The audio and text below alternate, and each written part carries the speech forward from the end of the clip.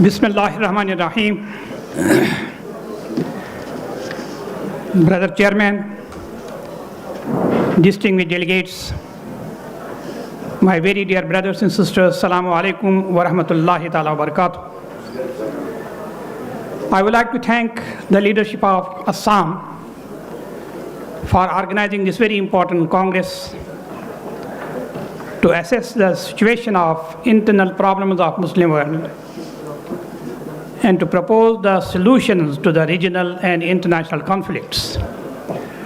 I have gone through the concept paper of Assam, which clearly states that most of the problems of the Muslim world were created by the colonial global powers. That is the statement of fact. In particular, Palestine and Keşmir.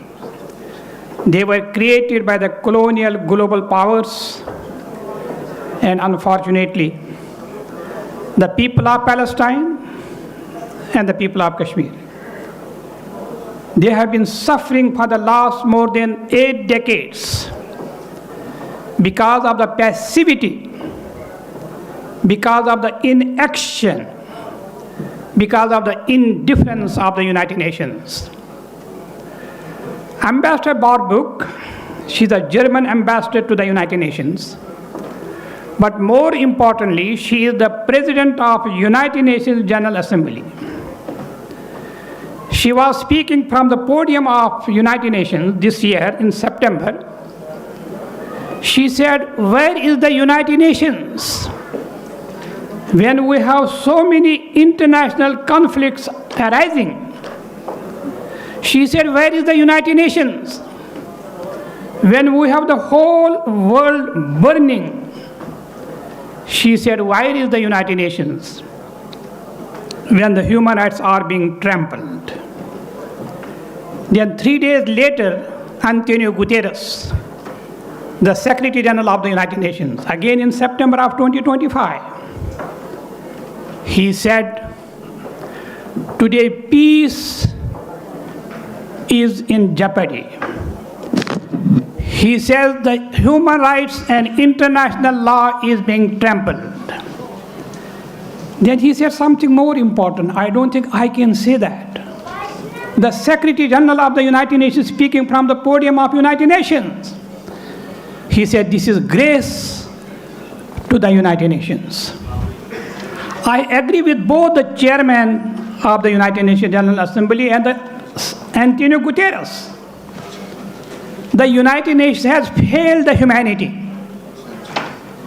Particularly, the main reason for the creation of the United Nations, the main reason was only one: to prevent the international conflicts and to prevent the global catastrophes.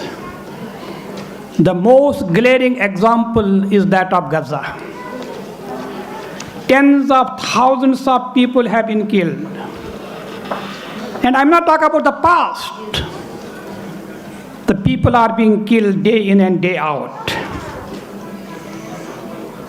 The world powers, despite so many resolutions, despite so many impassioned debates, they have not been able or they have not been willing to find the solution of the problem of Palestine.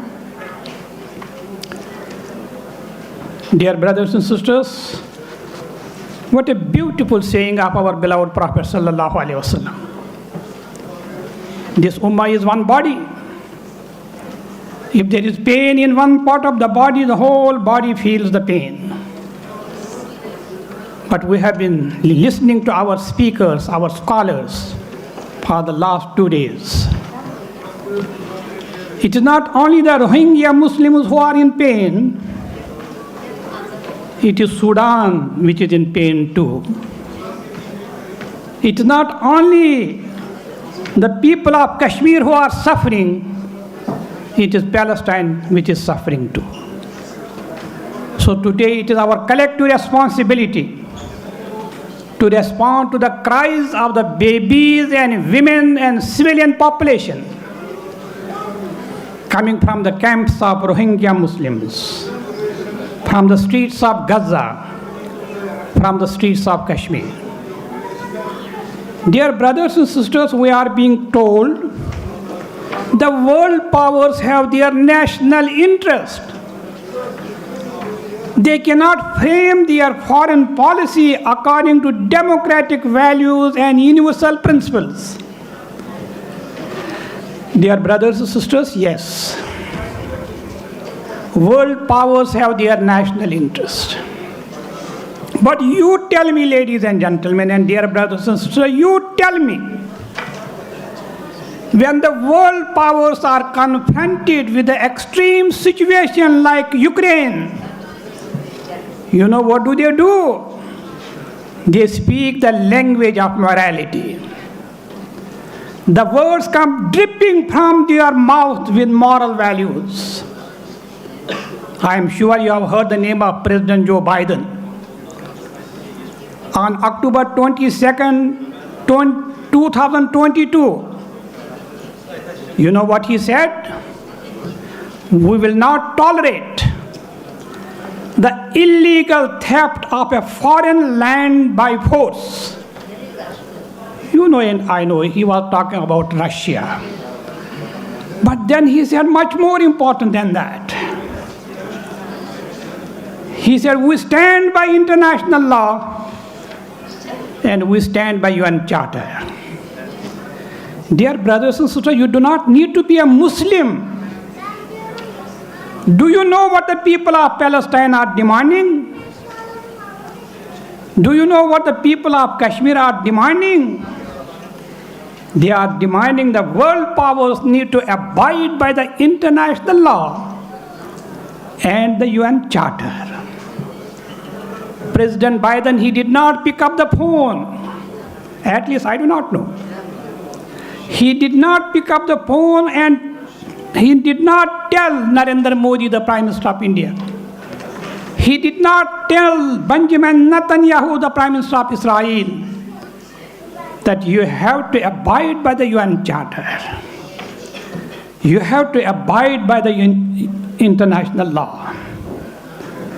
The people of Ukraine are suffering. I do not know if you know, there are 8 international Muslim human rights organizations today working in Ukraine, human rights Muslims.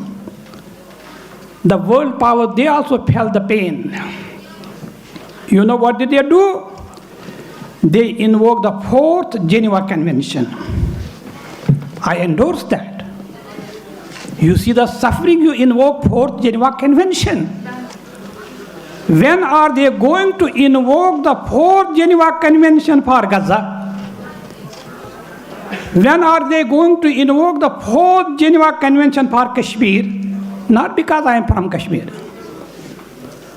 Dr. Gregory Stanton, the chairman of Genocide Watch, testifying before the United Nations Congress and telling them Kashmir is at the brink of genocide. There are so many duplicity and hypocrisy of the world powers. They ask you a question. May Allah bless the soul of Professor Najmuddin Arbakan. He told us the same thing on the streets of Washington when he was speaking. He asked me, I was his host. You can arrange any meeting here with any member of Congress, any think tank, but I am not going to see the State Department. He said, they are asking question. Is Islam and democracy compatible? Yes, it is compatible. Islam contains the seed of democratic processes, every bit as much as democracy is of the Western countries. You have heard, we have the Constitution of Shura. Our beloved Prophet sallallahu alaihi wasallam, when he was going to fashion the Compact of Medina, can you believe it? They are asking us, is Islam and democracy compatible? Our Prophet Muhammad sallallahu alaihi wasallam, when he was fashioning the compact of Medina, he was directly guided by Allah subhanahu wa ta'ala. He could have just finalized it. He said no. He said, because of this constitution, the people of Medina are going to be impacted. I have to consult them. He consulted not only the Muhajirin, he consulted not only the Ansar, he consulted the Jews of the day. They tell us, is Islam and democracy compatible? Have you seen what is happening in Iraq, Turkey, Bangladesh, Indonesia, Pakistan, Iran? Democratically elected head of the governments. And more importantly, Bangladesh, Indonesia, Pakistan and Turkey, they elected female head of the government. The strongest democracy, America, they tried three times, they could not elect. Now what are the proposals? How can we solve these problems? Today when I am talking to you, according to United Nations, there are 100 international conflicts, big and small. So you cannot have one size fits all. In terms of Palestine and Kashmir, we have to address the root cause, not the symptom. October 2023 was not the root cause, my dear brothers and sisters. India abrogated Article 370 in Kashmir in 2019. That was not the root cause. The root cause of Palestine and Kashmir was decided in 1948. In April of 1948, April 1st, they passed resolution number 43. April 17th, resolution number 46. April 21st, resolution number 47. April 23rd, resolution number 48, only in 1 month. Resolution 43, 46, and 48, they give the right to self-determination to the people of Palestine.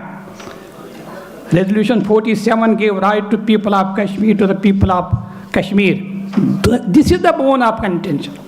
This is the root cause. Root cause is not what is happening in Kashmir today or in Palestine.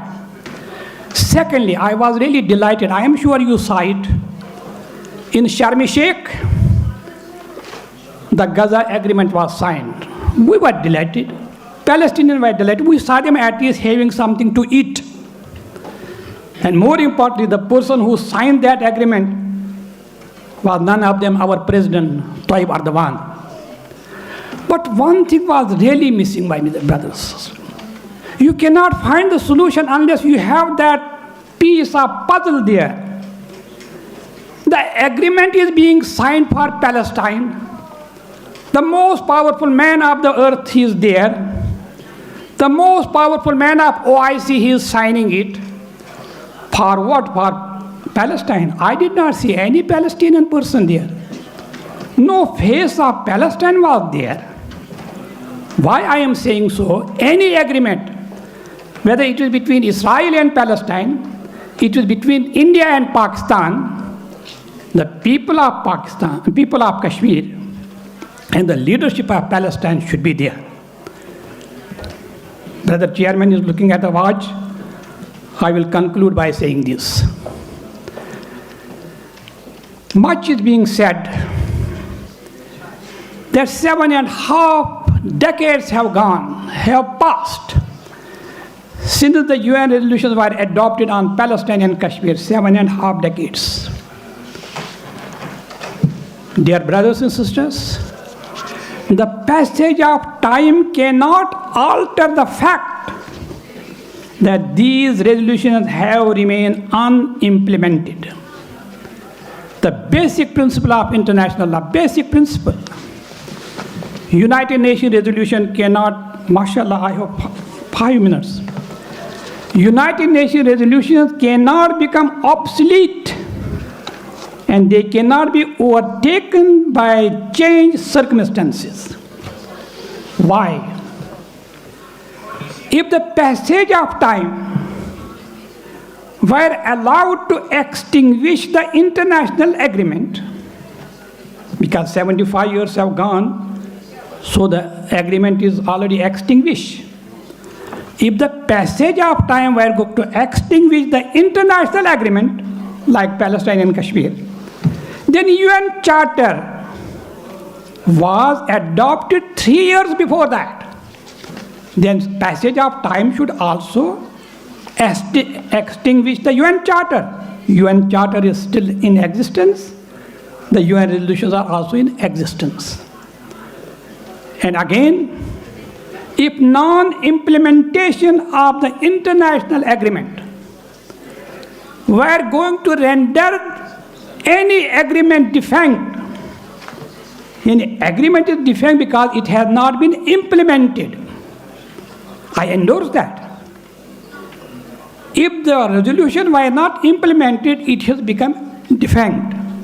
Then you tell me, ladies and gentlemen, both Geneva Convention has never been implemented in, not only in Palestine and Kashmir, in many important conflicts, that should also become defunct.